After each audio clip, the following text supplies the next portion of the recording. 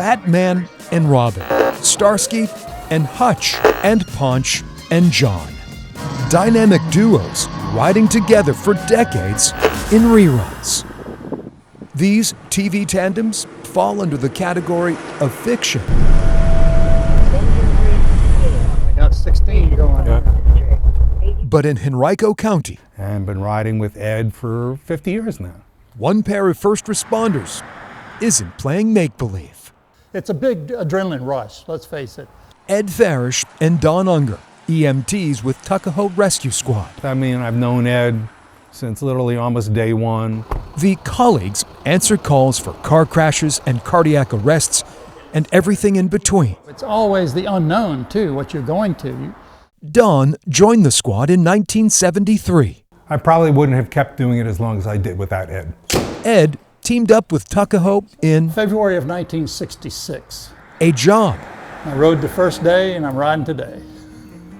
where lives hang in the balance. Like we had a patient last week, and I'll lean up between the cut through between the back and the front of the ambulance, and I'll say, Ed, I don't want to stop for any red lights on the way to the hospital. He knows what I mean. The partners have been providing this service for a combined 109 years.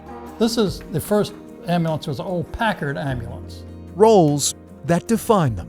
I think it is, and it's part of my identity. You can tell if you look at Ed's car and my car, our names are on our license plates, and I'm Rescue Don and Ed's Rescue Ed. These EMTs have been responding to people in need for no pay. I made absolutely zero doing this.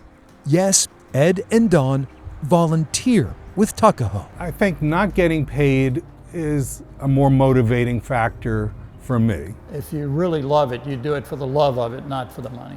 What keeps them coming back shift after shift? The wanting to help your fellow man, basically. I think Don's the same way. If you see somebody that needs help, you help them. Ed and Don remember the days when the West End was a rural outpost of Richmond. That's how we used to be dressed.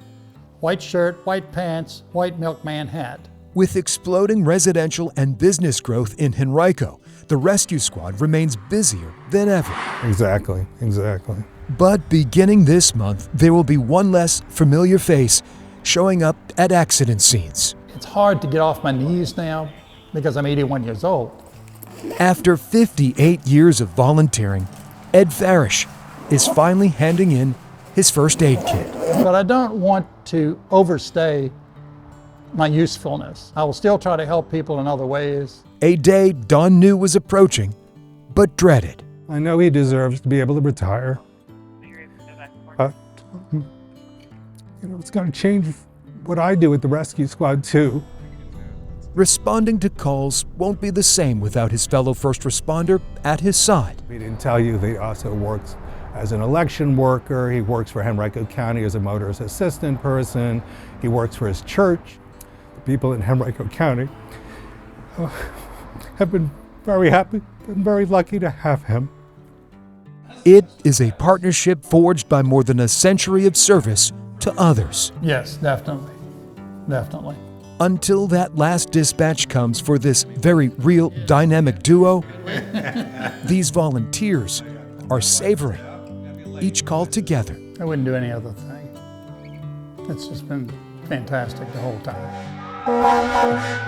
For Heroes Among Us, I'm Greg McQuade, CBS 6 News.